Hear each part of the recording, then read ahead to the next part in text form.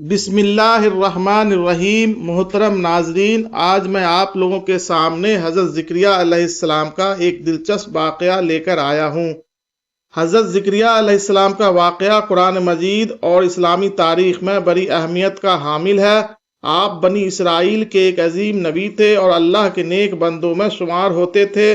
حضرت زکریہ علیہ السلام کا قصہ خاص طور پر ان کی دعا اور اللہ کی طرف سے انہیں بڑھاپے میں عطا کیے گئے بیٹے حضرت یحییٰ علیہ السلام کی ولادت کے حوالے سے بہت دلکش ہے۔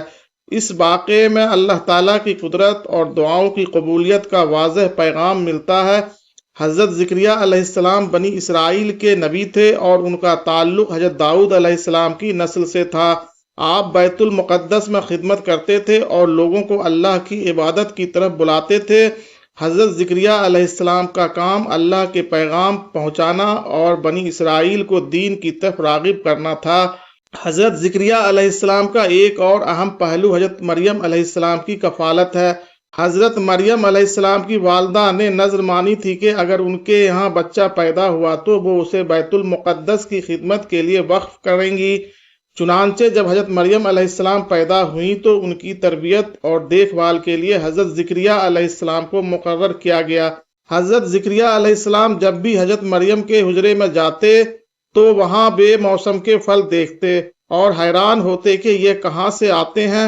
حضرت مریم علیہ السلام کہتی تھی کہ یہ اللہ کی طرف سے ہے، کیونکہ اللہ جسے چاہے بغیر حساب کے رزق عطا فرماتا ہے۔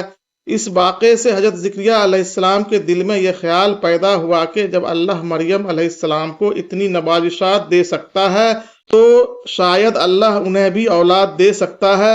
حالانکہ ان کی بیوی بانجھ تھی اور وہ خود بھی عمر رسیدہ ہو چکے تھے۔ حضرت زکریہ علیہ السلام کی سب سے بڑی خواہش ایک نیک اور صالح اولاد کی تھی جو ان کی بعد نبوت کے مشن کو جاری رکھ سکے۔ حالانکہ ان کی عمر بہت زیادہ ہو چکی تھی اور ان کی بیوی بانجھ تھی، مگر ان کے دل میں اللہ کی رحمت کا یقین تھا۔ چنانچہ انہوں نے اللہ سے دعا کی، اے میرے رب، مجھے اپنی طرف سے ایک نیک اولاد عطا فرما، بے شک تو دعا سننے والا ہے۔ حضرت زکریہ علیہ السلام کی دعا میں خلوص، عاجزی اور اللہ کی رحمت پر کامل یقین تھا۔ اللہ تعالیٰ نے حضرت زکریہ علیہ السلام کی دعا کو قبول فرمایا اور فرشتے نے آ کر انہیں ایک بیٹے کی بشارت دی۔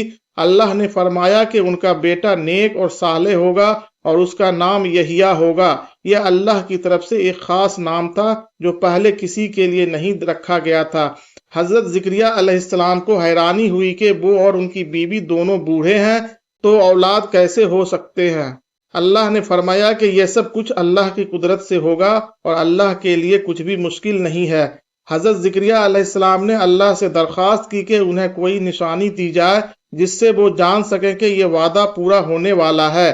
اللہ نے انہیں نشان دیا کہ وہ 3 دن تک لوگوں سے بات نہیں کر سکیں گے، مگر اس کے باوجود ان کی زبان اللہ کے ذکر اور تسبیح کے لیے کھلی رہیں گی۔ حضرت زکریہ علیہ السلام 3 دن تک لوگوں سے بات نہیں کر پائے، لیکن وہ ہر وقت اللہ کی تسبیح کرتے رہے۔ یہ اللہ کی قدرت کا ایک بڑا نشان تھا کہ اللہ اپنی مرضی سے کسی بھی حالت میں کچھ بھی کر سکتا ہے۔ حضرت زکریہ علیہ السلام کے یہاں حضرت یحییٰ علیہ السلام کی ولادت ہوئی جو بعد میں خود بھی ایک عظیم نبی بنے۔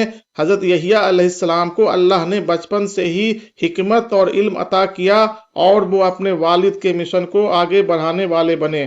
حضرت زکریہ علیہ السلام نے اپنی زندگی میں لوگوں کو اللہ کی طرف بلایا اور اپنی قوم کی اصلاح کی کوشش کرتے رہے۔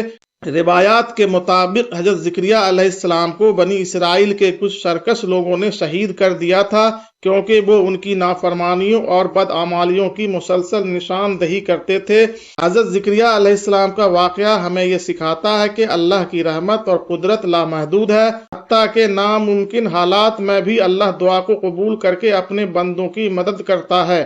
حضرت زکریہ علیہ السلام کی زندگی کا ایک بڑا پیغام یہ ہے کہ بندے کو ہر حال میں اللہ پر بھروسہ کرنا چاہیے اور اپنی حاجتوں کو اس کے سامنے پیش کرنا چاہیے۔ اللہ کی طرف سے عطا کی گئی اولاد حضرت یحییٰ علیہ السلام ایک نشانی تھی کہ اللہ جو چاہے کر سکتا ہے اور اس کی قدرت کسی بھی ظاہری رکاوٹ سے محدود نہیں ہے۔